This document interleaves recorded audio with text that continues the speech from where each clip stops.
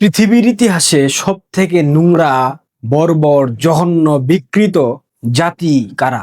অনেকেই বলবেন আফ্রিকার বিভিন্ন জঙ্গলে বসবাসরত, যারা এখনো আদিম সংস্কৃতিতে পড়ে আছে, যারা এখনো আধুনিকতার ছোঁয়া পায়নি, যারা এখনো প্রযুক্তির ছোঁয়া পায়নি তারা। কিন্তু আমি মনে করি পৃথিবীর ইতিহাসে বর্তমানে জঘন্যতম জাতি পাকিস্তানিরা, জঘন্যতম জাতি বাঙালিরা। পৃথিবীর ইতিহাসে বর্তমানে জঘন্যতম দেশ পাকিস্তান, এরপরের জঘন্যতম দেশ পূর্ব পাকিস্তান মানে বাংলাদেশ। একটা জাতি কতটা জঘন্য মানসিকতার হলে প্রতিবেশীর সাথে সম্পর্ক খারাপ করে?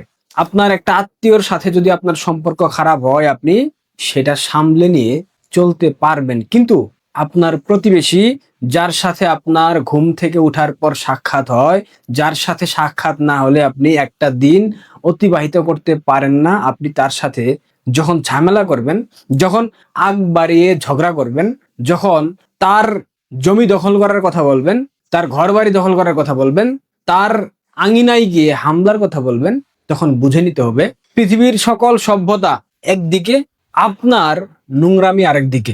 ঠিক তেমনি ভাবে বাঙালি 2024 সালের 5 আগস্টের পর থেকে সারা বাংলাদেশে কি হয়েছে দেখেছেন না আপনারা? দিল্লি না ঢাকা, ঢাকা ঢাকা, গোলামি না আজাদি, আজাদি আজাদি। দিল্লি যাদের মামার বাড়ি, বাংলা ছাড়ো তাড়াতাড়ি। দিল্লির দালালেরা হুঁশিয়ার সাবধান, কসাই মোদির দালালেরা হুঁশিয়ার সাবধান। 26 লক্ষ ভারতীয়, দেশ বিরোধী অসম চুক্তি, আদানির বিদ্যুৎ চুক্তি, কত কথা, কত প্রপাগান্ডা ছড়ানো হয়েছে। একটার প্রমাণ আজ অবধি না ইউনূস দিতে পেরেছে, না বিএনপি দিতে পারবে না, কারণ এই ধরনের কোনো চুক্তি ছিল না। 26 লক্ষ ভারতীয় বাংলাদেশে কখনোই ছিল না, 26 জনও ছিল না। আচ্ছা, 2024 সালের 5 আগস্টের পর থেকে সামাজিক যোগাযোগ মাধ্যমে ভারত বিদ্বেষী যে মনোভাব বাঙালির মাঝে আপনারা দেখেছেন, ভারতের পক্ষে কিংবা ভারতের বিরুদ্ধে মিথ্যা প্রপাগান্ডার বিরুদ্ধে জনমত সৃষ্টি করা, প্রতিবাদ জানানো, এই কাজগুলা আমরা হাতে গোনা কয়েকজন মানুষ করেছি। এবং আমাদের কমেন্ট বক্সে, আমাদের ইনবক্সে প্রতিনিয়ত বলা হয়েছে দিল্লির দালাল, মোদির দালাল, কসাই মোদির দালাল, হিন্দুত্ববাদের দালাল। বিভিন্ন ট্যাগ কিন্তু আমরা খেয়েছি, স্পেশালি আমি খেয়েছি। ভারত বিরোধী প্রপাগান্ডা, ভারতীয় আধিপত্যবাদের নামে যেই মূলা ঝোলানো, ভারতের স্বাধীনতা সার্বভৌমত্ব নিয়ে নোংরামি করা, ভারতের জাতীয় সঙ্গীত নিয়ে নোংরামি করা, জাতীয় পতাকা নিয়ে নোংরামি করা, প্রত্যেকটা বিষয়ে আমি বিপ্লব হাসান প্রতিবাদ জানিয়েছি প্রথম থেকে। এটা আমি গর্ব করে বলতে পারবো, এবং প্রমাণ সহ আছে আমার ভিডিওতে। অসংখ্যবার আমি বলার চেষ্টা করেছি এইসব প্রপাগান্ডা, এগুলা কোনো কিছুই না, ভারত বিরোধিতা কোনো কিছু না, সবকিছু হলো হিন্দু বিরোধিতা। বাঙালির সমস্যা হিন্দুত্ববাদে, বাঙালির সমস্যা হিন্দুদের বসবাস নিয়ে, অথচ আমাদের পূর্বপুরুষরা ভারতীয় উপমহাদেশের হিন্দু ছিল। এইটা আমরা ভুলে যাই, কারণ আমরা ইতিহাস জানি না। আমাদেরকে মিথ্যা বিকৃত ইতিহাস গেলানো হয়েছে। স্বাধীনতার পর আমরা একটা জায়গায় চরমভাবে ব্যর্থ হয়েছি, আমাদেরকে সঠিক ইতিহাসের শিক্ষা দেওয়া হয়নি। আমাদের সঠিক ইতিহাস আমাদের কাছে পৌঁছে দেওয়ার, আমাদের প্রজন্মের কাছে পৌঁছে দেওয়ার প্রয়োজন কোনো সরকার মনে করেনি। কোনো সরকার বললে ভুল হবে, এটা আওয়ামী লীগের ব্যর্থতা, কারণ তারা সঠিক ইতিহাস জাতির কাছে তুলে ধরতে পারেনি।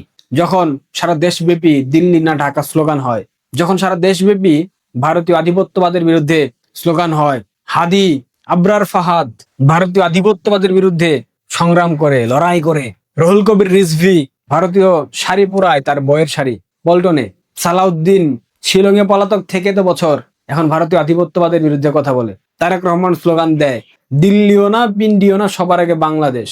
এত ভারত বিরোধী কথা, এত ভারত বিরোধী প্রপাগান্ডা, এত ভারতের বিরুদ্ধে বিদ্বেষ, এত ভারতের বিরুদ্ধে বাজে মনোভাব থাকার পরেও ভারত যখন পর্যটন ভিসা বাংলাদেশিদের জন্য উন্মুক্ত করে দিল, গতকাল 28 তারিখ আনুষ্ঠানিকভাবে ভারতের ট্যুরিস্ট ভিসা বাঙালিদের জন্য 2 বছর পর উন্মুক্ত করে দেওয়া হয়েছে।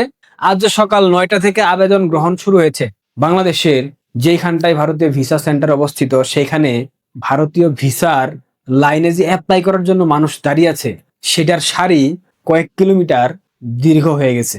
তাদের ওয়েবসাইট হ্যাং হয়ে গেছে, সার্ভার ডাউন হয়ে গেছে, এই পরিমাণ প্রেসার পড়ে গেছে। কিন্তু কেন?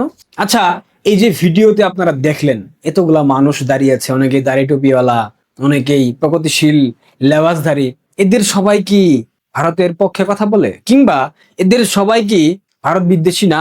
এদের মধ্যে কি কোনো ভারত বিদ্বেষী নাই? এদের মধ্যে কি কেউ ভারতের বিরুদ্ধে প্রপাগান্ডা ছড়ায়নি?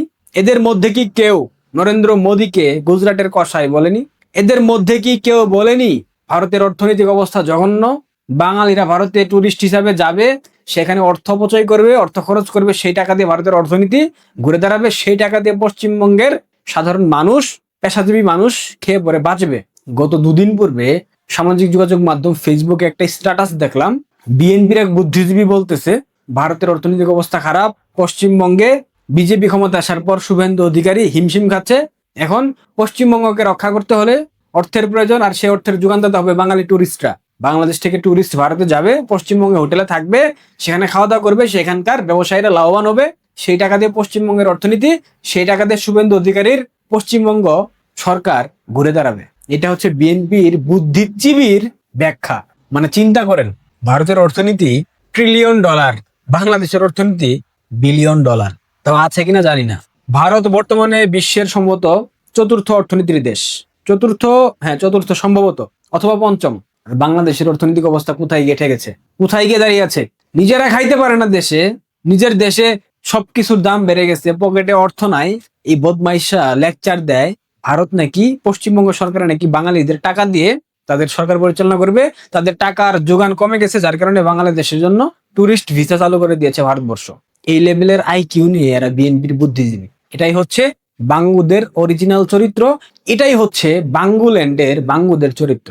এরা সারাক্ষণ দিল্লি না ঢাকা স্লোগান দেবে, ঢাকা ঢাকা করবে, সারাক্ষণ বলবে আওয়ামী লীগ ভারতের দল, ভারতের দালাল, হিন্দুত্ববাদের দালাল, বিজেপির একটা উইংস আওয়ামী লীগ। কিন্তু এরা এবার ভারতে ঘুরতে যাওয়ার জন্য ভিসা সেন্টারে গিয়ে লম্বা লাইন দিয়ে দাঁড়িয়ে থাকবে, কয়েক কিলোমিটার দীর্ঘ সেই লাইন হয়ে যাবে।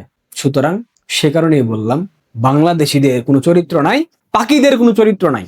এরা এক একটা বেজন্মা, এরা এক একটা বেহায়া, এরা যেই পাত্রে খাবে সেই পাত্রে মূত্র বিসর্জন করবে। ভালো থাকবেন, ধন্যবাদ।